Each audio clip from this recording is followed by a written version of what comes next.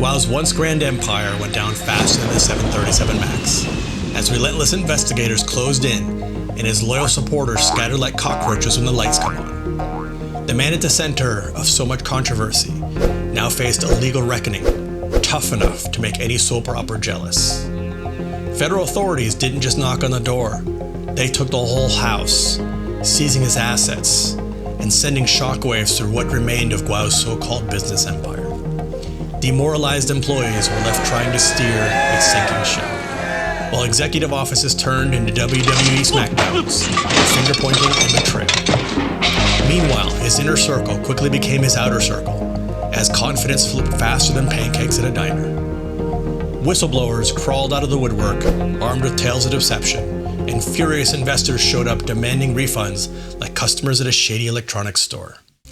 Dissidents added fuel to the fire, exposing Guao's alleged tactics of intimidation, which, spoiler alert, weren't winning him any popularity polls. Guao, clearly auditioning for the part of unhinged ex-billionaire, responded with all the fury of a cat being denied a warm laundry pile, lashing out at former allies while spinning increasingly wild yarns that made conspiracy theorists look grounded. His counterattacks came off less like a battle plan and more like a nervous breakdown with props. Fancy cars and big speeches? Smoke and mirrors, folks. The grand finale came in March 2023, when federal agents showed up for what can only be described as a live episode of Cops Billionaire Edition. Charged with wire fraud, money laundering, and racketeering in a scheme bigger than your Aunt Marge's claims at Thanksgiving, Guao professed his innocence with the conviction of someone who's been caught red-handed at the cookie jar. But that arrest wasn't just a bad day. It was the official title card for his fall from grace, as investigators continued finding threads in his massively tangled web of deceit. Guao's arrest landed like a soap opera plot twist. Half the audience gasped, and the other half said, "Told you so." For law enforcement, it wasn't a surprise party, but the long-anticipated grand finale to years of shady dealings. His devout followers experienced a heartbreak equivalent of finding their own favorite boy band lip syncs. Some doubled down on wild conspiracy theories, others quietly ghosted the fan club. Meanwhile, supporters defended him like he was the last slice of pizza, while fair-weather friends jumped ship faster than rats on a sinking yacht. On the flip side, Guao's critics were practically doing the cha-cha. Their warnings shifted from paranoid rants to "why didn't we listen sooner?" Though even as they celebrated, some wanted to dig deeper because one can never be sure a guy like Guao isn't hiding a secret compartment full of metaphorical, or literal, skeletons. Chinese state media basked in the glow of his humiliation like it was a national holiday, with Beijing officials trying to keep their "I told you so" smirks under control. Still, they couldn't help but wonder if Guao had a few last embarrassing surprises tucked away. Legal experts, staring at the tangle of Guao's lies and connections, braced themselves like they were about to untangle Christmas lights. Cautiously optimistic, but fully aware it could end in tears. Investigators cracked open the champagne, but knew the road to conviction would be slippier than a greased-up eel. The rumor mill worked overtime, speculating whether Guao's bromance with Trump might throw him a lifeline. But the public opinion was screaming, justice better not play favorites.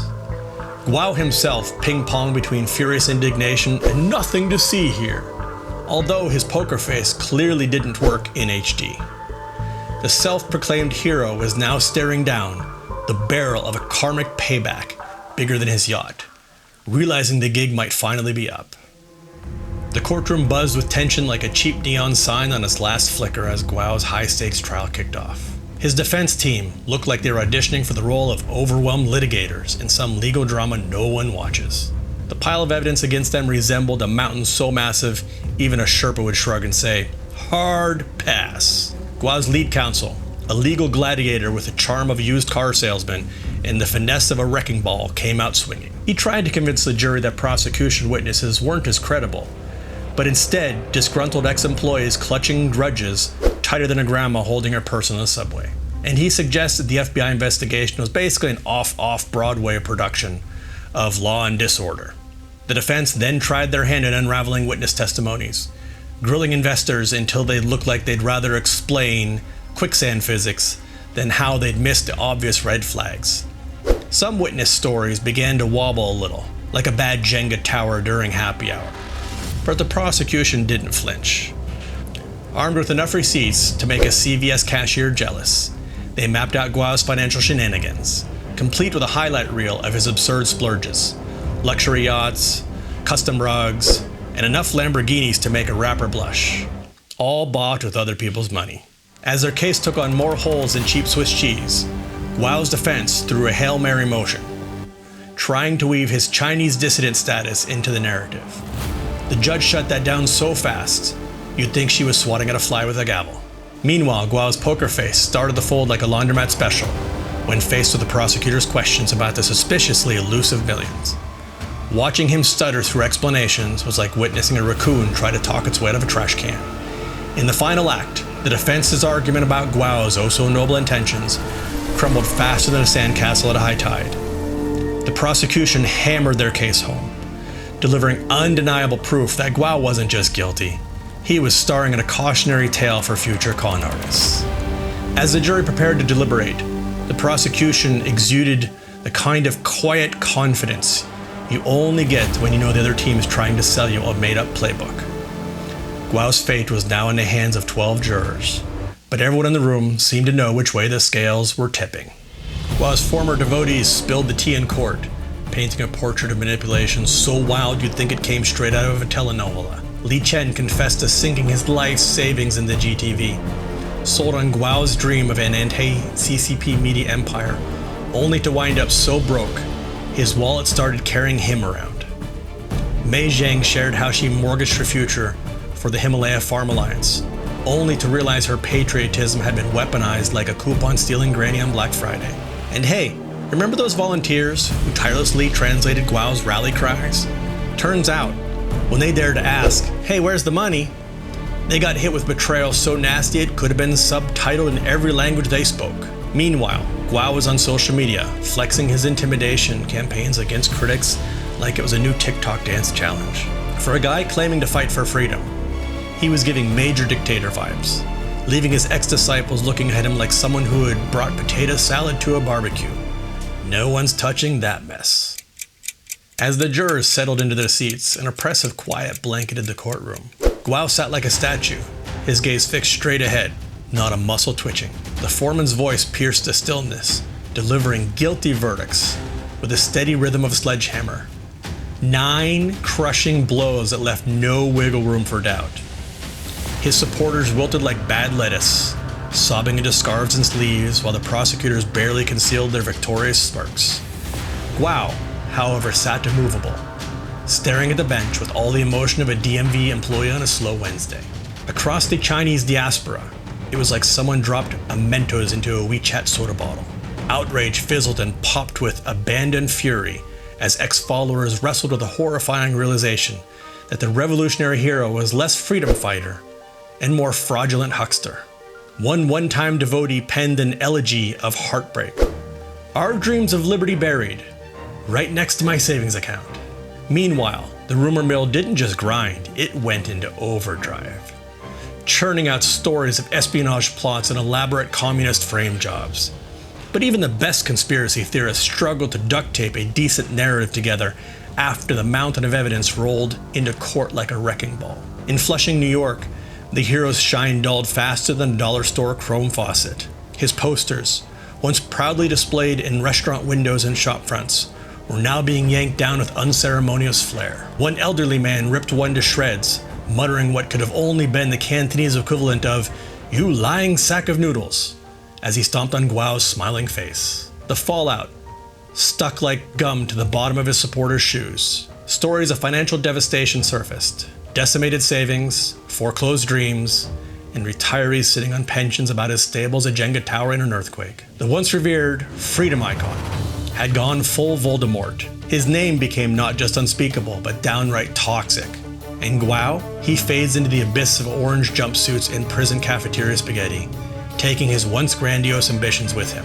Meanwhile, his disillusioned followers are left to figure out how to unknot their lives from the pretzel of trust they handed to a self-proclaimed revolutionary who turned out to be the Tycoon of trickery. Dragged out in chains with all the dignity of a guy trying to return an embarrassing purchase, Guao shuffled away from the courtroom, like a man who'd just been told his yacht-sized credit card bill wasn't going to pay itself. 9 convictions, hit harder than any midlife crisis, threatening to turn his golden years into prison orange ones.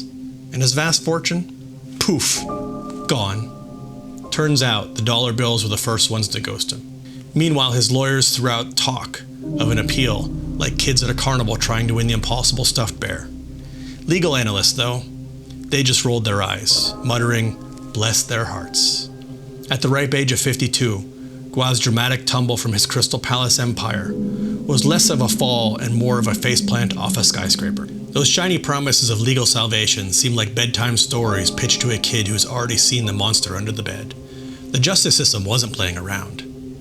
It sent a booming message. America is closed for shady international business. Try again, never. But let's be real.